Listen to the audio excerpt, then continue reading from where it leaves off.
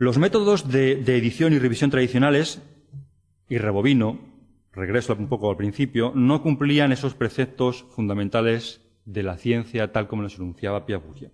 Al contrario, el ocultamiento de la información, la tergiversación de la evaluación, la dilación de la publicación y de sus resultados incumplían esos requerimientos esenciales. En el año 2001, y aquí está reflejado en esta diapositiva, se dio por primera vez la voz de alarma.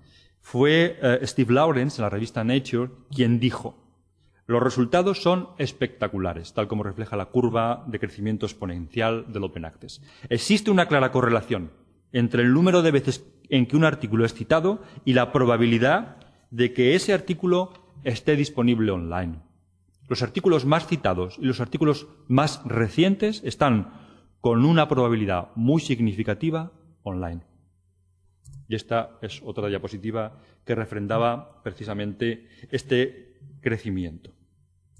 Fíjense, y esto es una diapositiva tomada de hace 2 días, el crecimiento también gigantesco del movimiento de los Open Access Journals, de los Open Repositories, que en España tenemos un buen ejemplo de esto, que luego sacaré a colación, o del movimiento de lo que ya se denomina el Science Commons. Es una curva, obviamente, de crecimiento extraordinaria.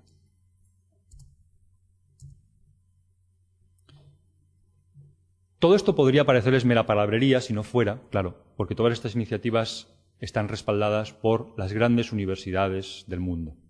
Este señor que hay aquí es Robert Darnton. Robert Darnton es particularmente querido para mí porque es un especialista en el mundo del libro. Muchos de ustedes lo conocerán también.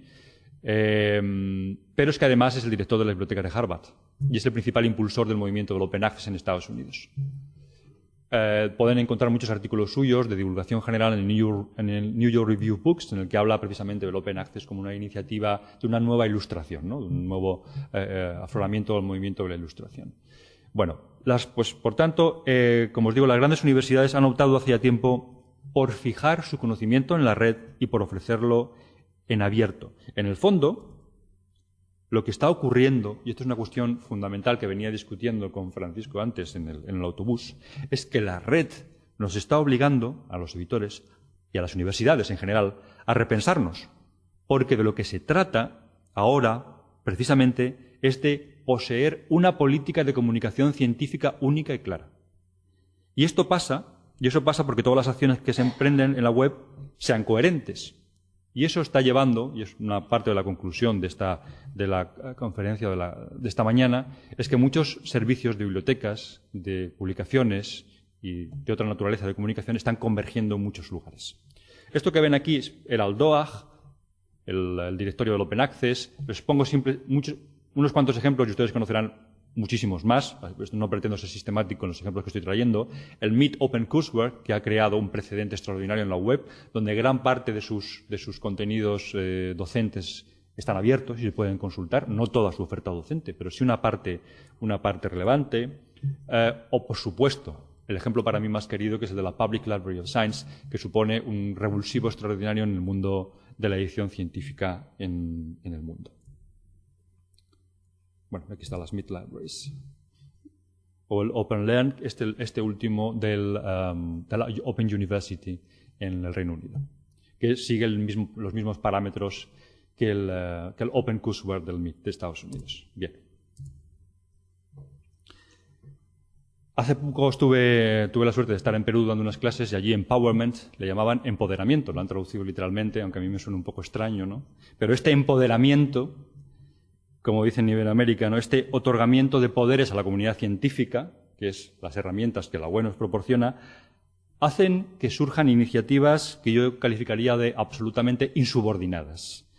Claro, absolutamente insubordinadas de circulación del conocimiento, como es este que les decía antes del Hard Blogging Scientists, que es un movimiento de científicos alemanes del Max Planck, no de cualquier sitio, no de cualquier tenderete, sino científicos alemanes del Max Planck que reclaman, y hay una declaración que pueden encontrar en su página web de hardblogging.com, en el que ellos reclaman, en una declaración de 10 puntos, que los blogs, que son Open Labs, que son laboratorios abiertos, que tengan un Open Peer Review, por supuesto, no se trata simplemente de generar contenidos porque sí, de lanzarlos a la web, sino que eso sea evaluado por por la sociedad científica, pero que deben tener el mismo estatuto, ni más ni menos, que lo que se publica en las revistas científicas teóricamente avaladas por el ISI.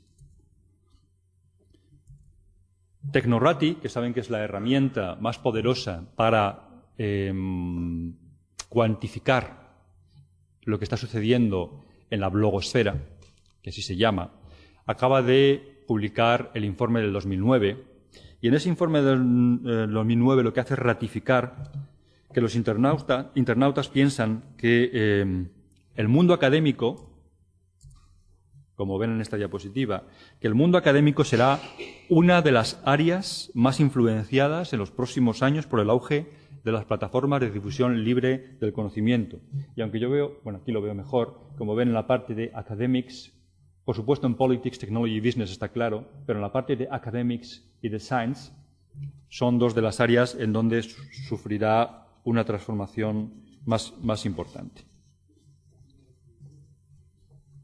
En la web pueden encontrar una guía que se llama A Guide to Effective Scientific Communication, una guía para la comunicación científica efectiva, ¿no? Y en esa guía para la comunicación científica efectiva, que por otra parte es una sucesión de bromas o de chistes o de anécdotas, dice, cuando un científico escribe "It is generally believed", se cree en términos generales, en realidad lo que quiere decir es "A couple of other guys think so too", es decir, otros dos tipos y yo pensamos de esta manera, ¿no? Bueno, pues en este caso yo espero que no seamos un par de tipos y yo, sino que, como ven, es un movimiento que está amparado y respaldado por las grandes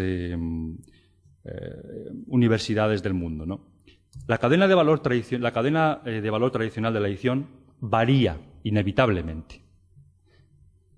Esa cadena de valor tradicional, ya no les digo en el mundo editorial tradicional, el mundo tradicional explota por completo, pero también sucede en el ámbito científico, sin duda ninguna. Como ven aquí, y esto es una diapositiva en parte de la Public Library of Science y en parte pues modificada por mí, ven que, bueno, en la sumisión de los manuscritos, eso ya no se hace solamente a través de un canal restringido, como era antes, sino que puede haber autoarchivado, autoedición, o la difusión puede hacerse a través de otras plataformas, gracias a ese empoderamiento o esa capacidad de la que la web nos dota, que el peer review process, que el proceso restringido habitual del peer review varía. Hay un proceso abierto o un social bookmarking, es decir, una comunidad evalúa mediante herramientas que vamos a ver ahora mismo ese contenido científico. La publicación que se vende a un coste a un PVP determinado ya no es el único modelo de financiación de esa cadena de valor editorial. El copyright ya no es la única licencia o el tipo de licencia que nos permite hacer circular, distribuir, divulgar o hacer uso de un contenido, sino que surgen otros tipos de licencias intermedias. Bueno, desde luego estamos afectados, sin ninguna de las dudas, ¿no? Hemos utilizado, como les decía antes, habitualmente esta C, que muchas veces se contrapone en la web de una manera algo artera, con esa C invertida, que en inglés tiene todo el sentido del mundo, el juego de palabras de copyright y copyleft, que las presenta siempre como antagónicas, una cosa como una cosa legalista y otra como un movimiento tecnolibertario, pero ya les digo que la ley de propiedad intelectual en ningún caso ampara ese planteamiento, muy al contrario.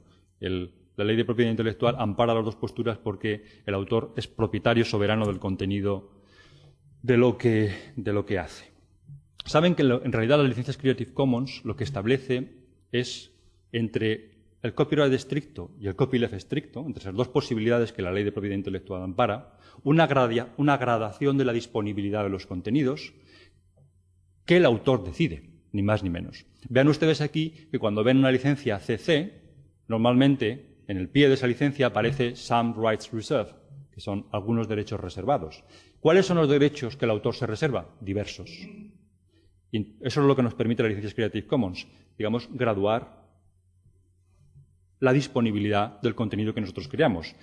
En algunos casos, simplemente, como la primera que ponen aquí arriba, de by y no C, es yo solo pretendo que quien utilice este contenido reconozca la fuente original de quien lo creó.